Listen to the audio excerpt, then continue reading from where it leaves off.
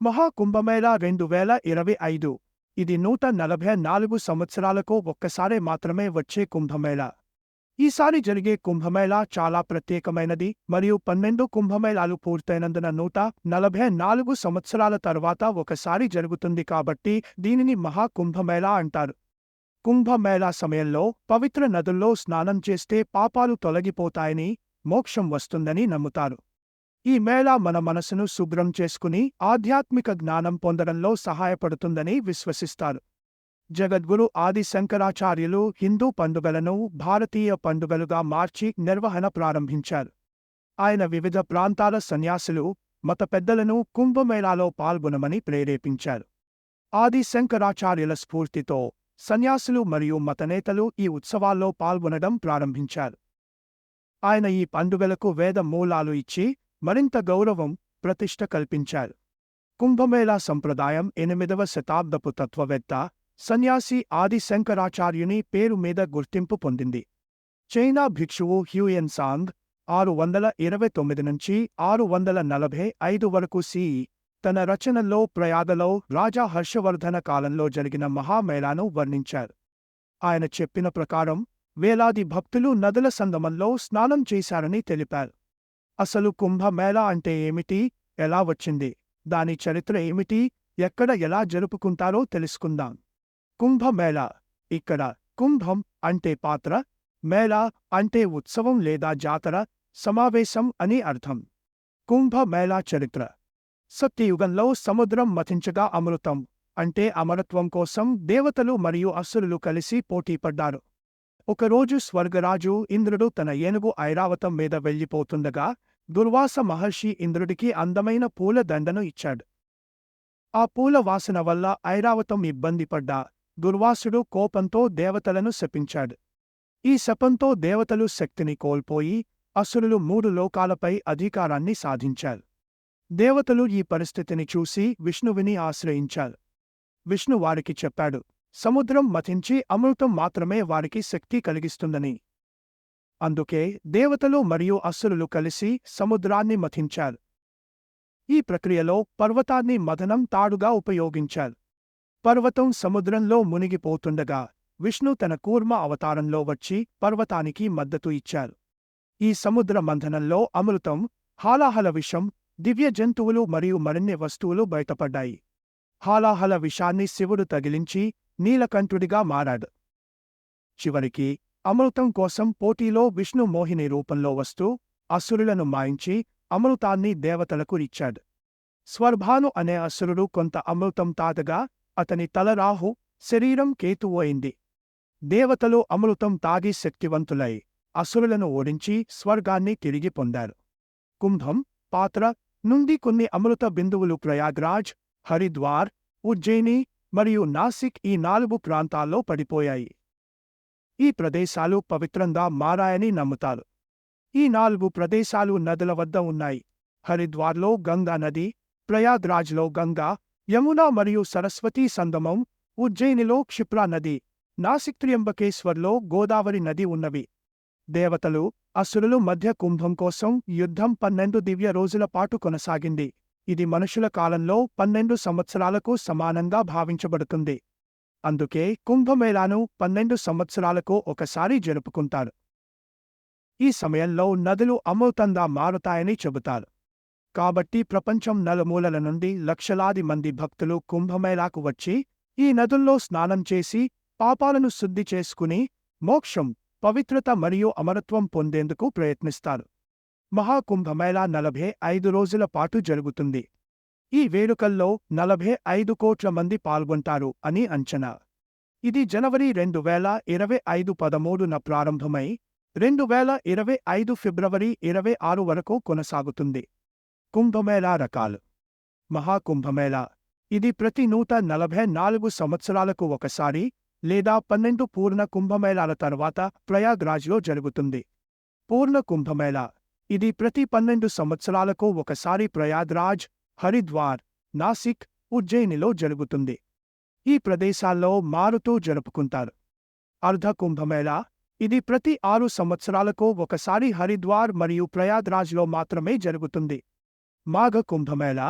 దీన్ని మినీ కుంభమేళా అంటారు. ఇది ప్రతి ఏడాది ప్రయాగ్రాజ్లో మాత్రమే జరుగుతుంది. హిందూ క్యాలెండర్ ప్రకారం మాఘ మాసంలో నిర్వహిస్తారు. కుంభమేళా ప్రదేశం జ్యోతిష శాస్త్ర గణనల ఆధారంగా నిర్ణయించబడుతుంది. కుంభమేళా 12 సంవత్సరాలకి ఒకసారి జరగడానికి కారణం గురుడు బృహస్పతి గ్రహం సూర్యుని చుట్టూ ప్రదక్షిణం పూర్తి చేయడానికి 12 సంవత్సరాలు పడుతుంది. కుంభమేళా ప్రదేశం ఎలా నిర్ణయిస్తారు? హరిద్వార్లో కుంభమేళా గురుడు కుంభరాశిలో, సూర్యుడు మేషరాశిలో, చంద్రుడు ధనురాశిలో ఉంటే జరుగుతుంది. ప్రయాగలో కుంభమేళా గురుడు వృషభరాశిలో, సూర్యుడు మరియు చంద్రుడు మకర రాశిలో ఉంటే జరుగుతుంది. మకర సంక్రాంతి కూడా ఈ సమయంలో ఉంటుంది. నాసిక్ త్ర్యంబకేశ్వర్లో కుంభమేళా గురుడు సింహరాశిలో, సూర్యుడు మరియు చంద్రుడు కర్కాటక రాశిలో ఉంటే జరుగుతుంది. ఉజ్జయినిలో కుంభమేళా గురుడు సింహరాశిలో, సూర్యుడు మరియు చంద్రుడు మేషరాశిలో ఉంటే జరుగుతుంది. గురుడు సింహరాశిలో ఉన్నప్పుడు నాసిక్, త్ర్యంబకేశ్వర్, ఉజ్జయినిలో జరిగే కుంభమేళాను సింహస్థ కుంభమేళా అని అంటారు. ప్రత్యేక ఆచారాలు మరియు వేషధారణతో ప్రసిద్ధిగాంచిన అనేక మంది సన్యాసులు, సంతులు, నాగ సాధువులు ఈ మహోత్సవంలో పాల్గొంటారు. అంతర్జాతీయ అతిథుల కోసం ప్రత్యేక ఏర్పాట్లు చేశారు. బహుభాషా బోర్డులు భారతీయ సంస్కృతిని చూపించే కార్యక్రమాలు ఏర్పాటు చేశారు. మహాకుంభ్ 2025 ఆధ్యాత్మికత, సంస్కృతి, భద్రత మరియు ఆధునికతను ఆచరించే ఉత్సవంగా చేయడం లక్ష్యం. మహాకుంభమేళాలో అనేక రకాల ఆచారాలు మరియు కార్యక్రమాలు జరుగుతాయి. పుణ్యనదుల్లో, ముఖ్యంగా గంగా, యమున మరియు సరస్వతి సంగమంలో పవిత్ర స్నానం, శాహీ స్నానం చేయడం ప్రధాన ఆచారం. ఇది పాపాలను తొలగించి మోక్షాన్ని ఇస్తుందని నమ్ముతారు. భక్తులు ధ్యానం చేసి యోగ సాధన చేస్తారు. సన్యాసులు మంత్రోచ్చరణం చేస్తూ పూజలు నిర్వహిస్తారు. గంగా నదిని ఆరాధిస్తూ ఘాట్ల వద్ద గంగా ఆరతి నిర్వహించడం విశేషంగా జరుగుతుంది. ప్రసిద్ధ సన్యాసులు మరియు గురువులు ధార్మిక ప్రసంగాలు చేస్తారు. భక్తులకు వేదాంత జ్ఞానాన్ని అందిస్తారు. నాగ సాధువుల ప్రత్యేక ఆచారాలు, భస్మంతో పూసిన వారి వేషధారణ భక్తులను ఆకర్షిస్తాయి. ఉచిత అన్నదానం, సాంస్కృతిక ప్రదర్శనలు, సంగీతం, నృత్యాలు భారత వైవిధ్యాన్ని చూపుతాయి. తపస్సు, హోమాలు, ఇతర పుణ్యకర్మలు ఈ మేళాలో ముఖ్య భాగంగా ఉంటాయి. ఈ మొత్తం కార్యక్రమాలు మహాకుంభమేళాను ఆధ్యాత్మికత, సంస్కృతి మరియు భక్తి తీరుగా ఒక ప్రత్యేక ఉత్సవంగా మార్చుతాయి. 2025 మహాకుంభమేళా వివరాలు మరియు ప్రభుత్వం చేసిన ఏర్పాట్లు. మహాకుంభమేళా 45 రోజుల పాటు జరుగుతుంది. ఈ వేడుకల్లో 45 కోట్ల మంది పాల్గొంటారు అని అంచనా. ఇది జనవరి 2025 13న ప్రారంభమై 2025 ఫిబ్రవరి 26 వరకు కొనసాగుతుంది. ఈ మహా కార్యక్రమం కోసం బడ్జెట్ సుమారు 7,500 కోట్ల రూపాయలు. రాష్ట్రం వాటా 5,400 కోట్ల రూపాయలు, కేంద్రం వాటా 2,100 కోట్ల రూపాయలు. మహాకుంభమేళా నుండి ఉత్తరప్రదేశ్కు 2 లక్షల కోట్ల రూపాయలు ఆదాయం వచ్చే అవకాశం ఉన్నట్లు ఒక నివేదిక పేర్కొంది.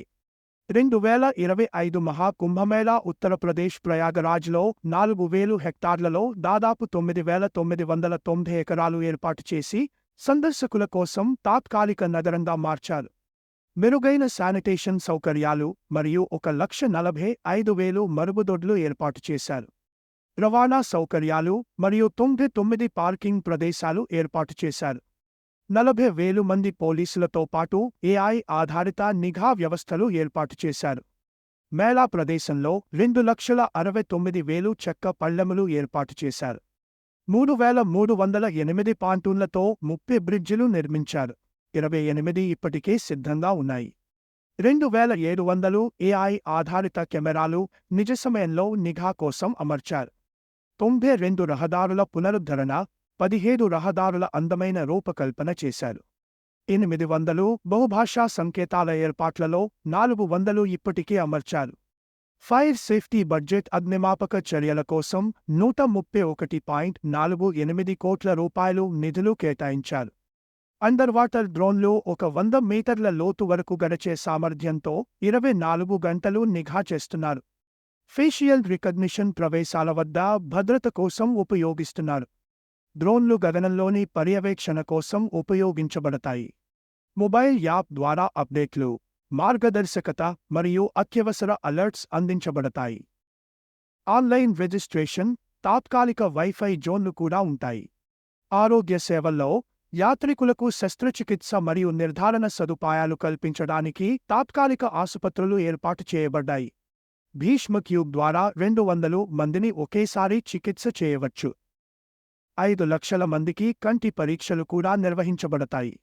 వృద్ధులు మరియు పిల్లలకు ప్రత్యేక కేర్ క్యాంపులు నిర్వహించి వారికి చలనం సాయం, ద్రావక సహాయం మరియు అత్యవసర చికిత్స అందిస్తారు. యూపీ పవిలియన్ పర్యాటక ప్రాంతాలు, హస్తకళలు మరియు సాంస్కృతిక కార్యక్రమాలను ప్రదర్శిస్తుంది. భారత సాంస్కృతిక వారసత్వాన్ని చూపించే శాస్త్రీయ సంగీతం, నృత్యాలు మరియు ప్రదర్శనలు ఉన్నాయి. దేవాలయ పునర్నిర్మాణం, అక్షయవట, సరస్వతి కూప్, పాటల్పురి కారిడార్ల అభివృద్ధి, నాగవసుకి దేవాలయం, హనుమాన్ దేవాలయ కారిడార్ పునర్నిర్మాణం జరుగుతోంది. ఆర్థికంగా మహాకుంభ్ థీమ్ ఉత్పత్తుల అమ్మకంలో 25% పెరుగుదలతో స్థానిక వాణిజ్యానికి ప్రోత్సాహం లభిస్తోంది.